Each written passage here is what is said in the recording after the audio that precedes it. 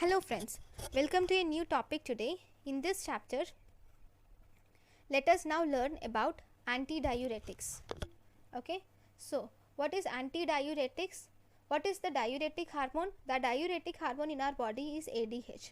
Antidiuretics are those drugs which will inhibit this ADH and causes, see what does ADH do? This will cause reabsorption of water and thus decrease the urine output. So these antidiuretic hormones will increase the urine output. So we will we will look at all of them in detail. Okay, so first if you see, this is the antidiuretic hormone. So this antidiuretic hormone is also called as vasopressin. Okay, this antidiuretic hormone or vasopressin acts on three receptors. One, it acts on V1 receptor. Second, it acts on V1 receptor. Second, it acts on V2 receptor, and third, it acts on V3 receptor. Okay, this ADH, antidiuretic hormone or vasopressin, acts on three receptors: V1, V2, V3. So when the antidiuretic hormone acts on V1 receptors, it will cause vasoconstriction. So this vasoconstriction property is useful in many cases. So this vasoconstriction property is useful in this esophageal varices.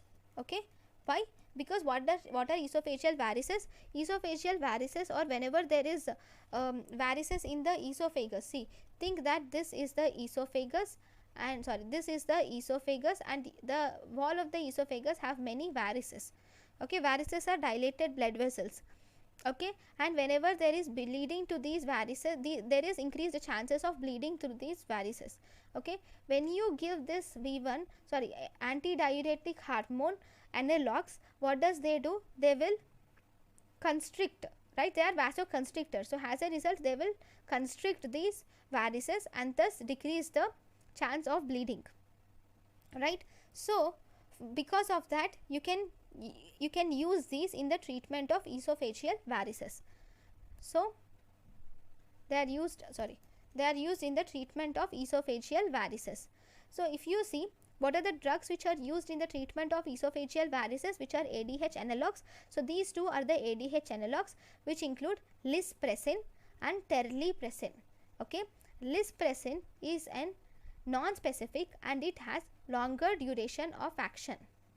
Okay, whereas terlipressin is actually the prodrug of vasopressin, and this terlipressin is preferred drug. Among all these, terlipressin is preferred. Among all these two, both these two, terlipressin is preferred for esophageal varices. The second thing is, this ADH activates the V2 receptors. This ADH will activate the V2 receptors, and this will have two actions. One, it causes antidiuretics. What is antidiuresis? See, these ADH analogs which are there, they will cause antidiuresis.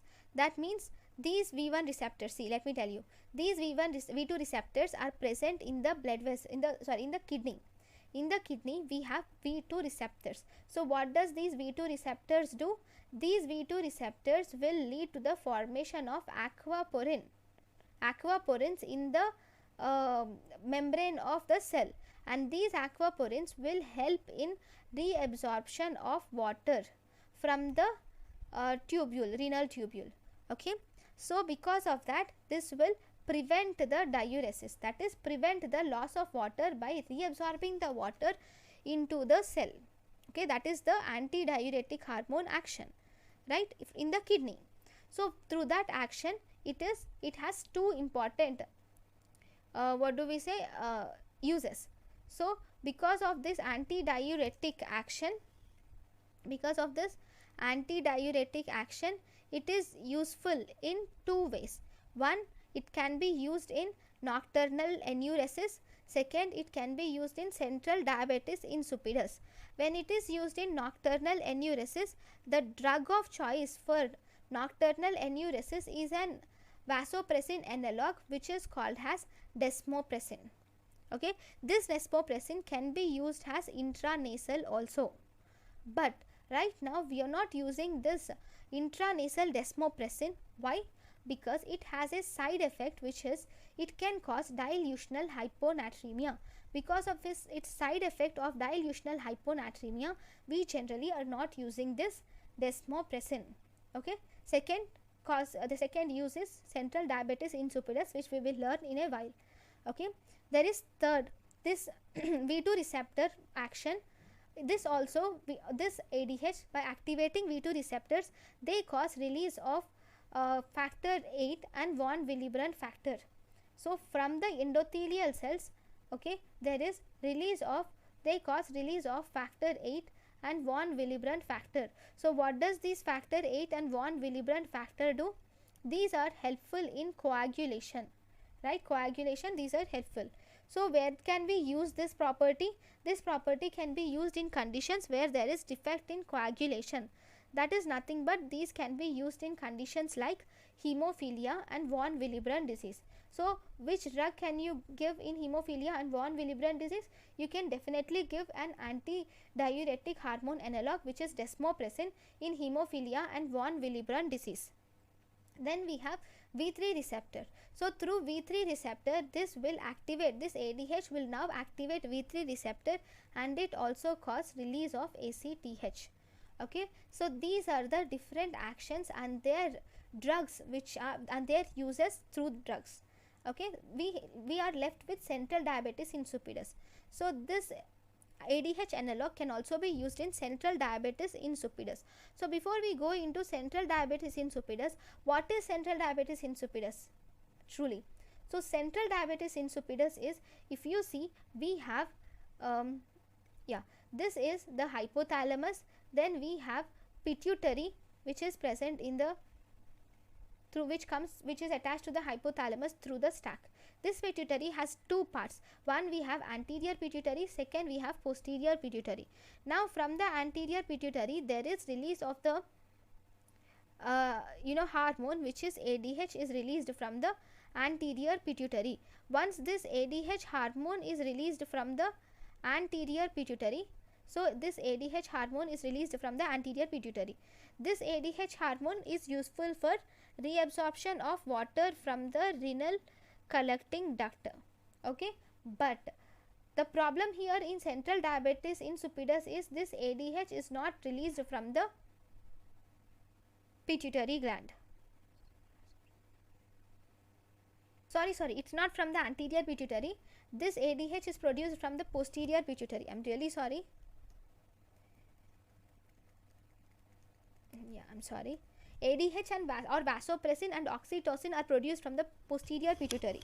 So this ADH which is produced, this is not produced in this central diabetes insipidus, and because it is not produced in central diabetes insipidus, so we can do the action of ADH, this will result in diabetes insipidus. We can counteract with this central diabetes insipidus by giving this ADH exogenously, right? So this ADH can also be used in, or ADH analogs can also be used in central diabetes insipidus, right?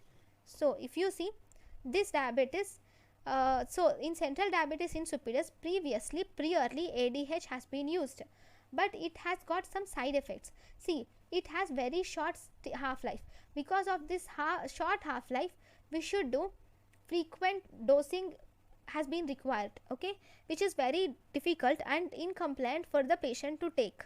And second, because this ADH is non-specific, it will also activate V1 receptor. So what is the action of V1 receptor? I said it is, what is it? Vasoconstriction. So because this activates V1 receptor and causes vasoconstriction increases BP, so it has resulted in hypertension. So because of that, now we are not using this ADH now, but instead we have developed new drugs which can be used now. Now the drug of choice is desmopressin, which is V2 selective analog. We have overcome the problem and we have made it V2 selective, and as a result we are using it. And this V2 selective analog, which is desmopressin, is longer acting, so less frequent dosing can be given. Secondly, you can give it orally or nasally, so it's a quite good it has good characteristics. So this desmopressin has become the drug of choice. One more thing, if you give ADH, if you see ADH is a protein, you can't give it orally because it gets degraded if you give it orally. So because you can't give it orally, you will have to give as an IV injection. Even that has been IV or IM injection. So that has been difficult, that has made difficult. Okay, so now the drug of choice is desmopressin.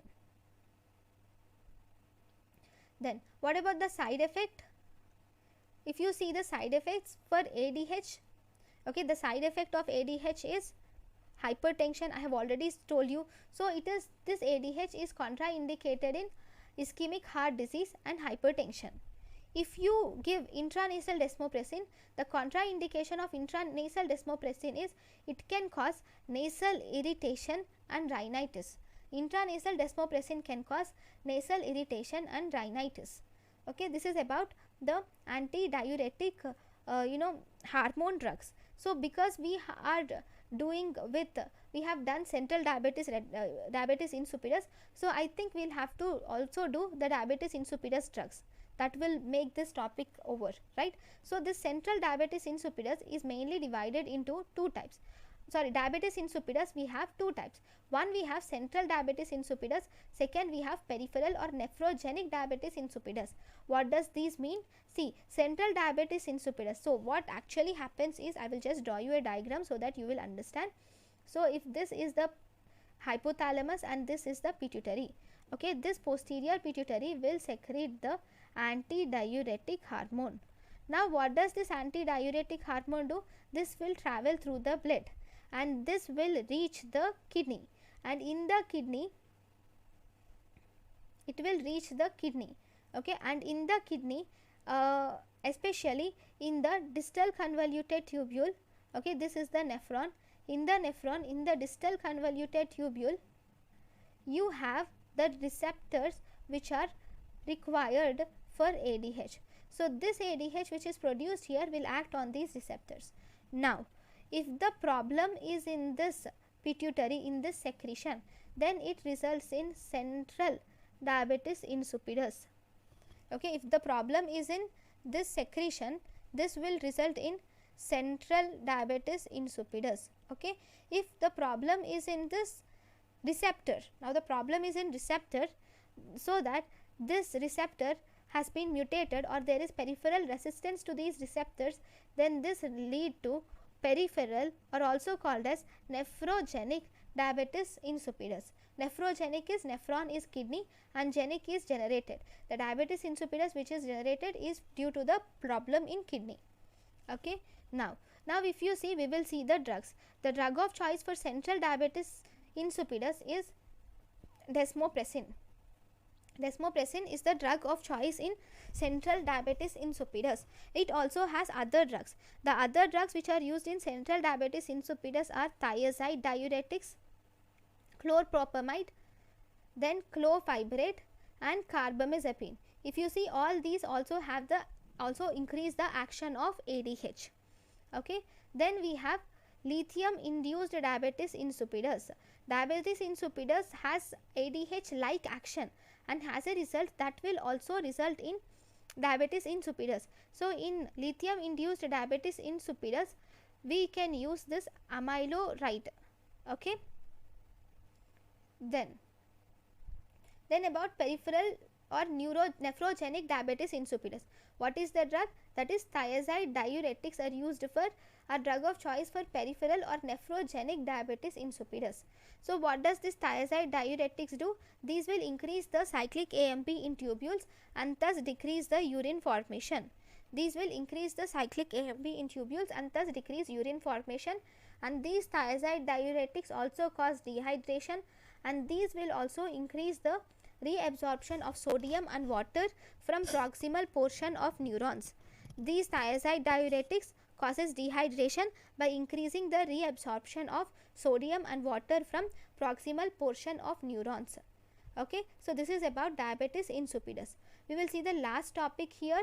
Okay, that is about vasopressin receptor analogs. So what are vasopressin receptor analog antagonists? We have seen vasopressin receptor analogs now.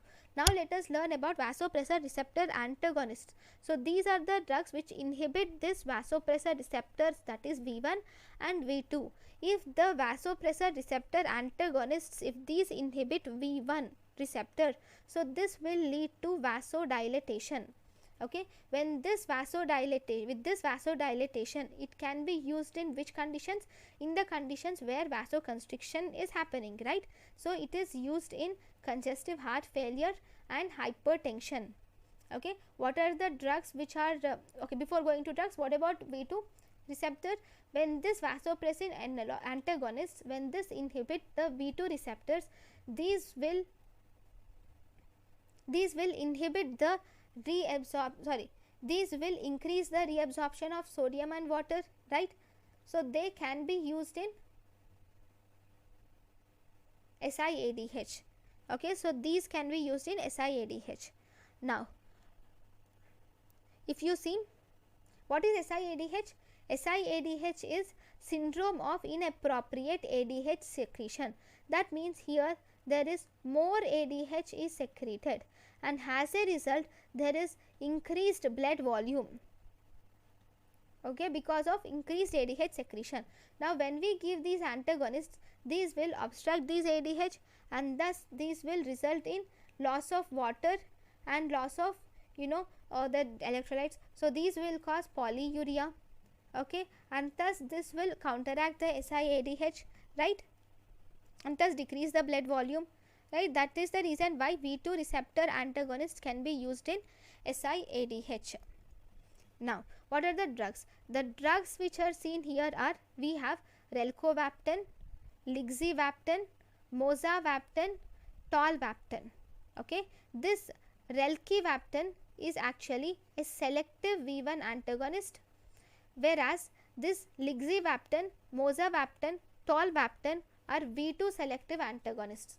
So we have two types, one selective V1 antagonists, second selective V2 antagonists. Selective V1 antagonist is relcovaptan, selective V2 antagonist is lixivaptan, mozavaptan and tolvaptan. Then we have one more drug which is called as conivaptan. See, this conivaptan is given IV, whereas this lixivaptan, mozavaptan and tolvaptan are given oral. Okay, so if you see this conivaptan is actually, it is V1A and V2 antagonist. Okay, it is both V1A type of antagonist and V2 antagonist also. So it has aquaretic, that is, this will secrete water, but there is no excretion of electrolytes. Obviously in ADH there is only excretion of water, not electrolytes. So it is used in congestive heart failure. Okay, has aquaretic. So this is about vasopressin receptor antagonists. So thank you guys for watching my lecture. In the next class we will learn about heart failure. Thank you.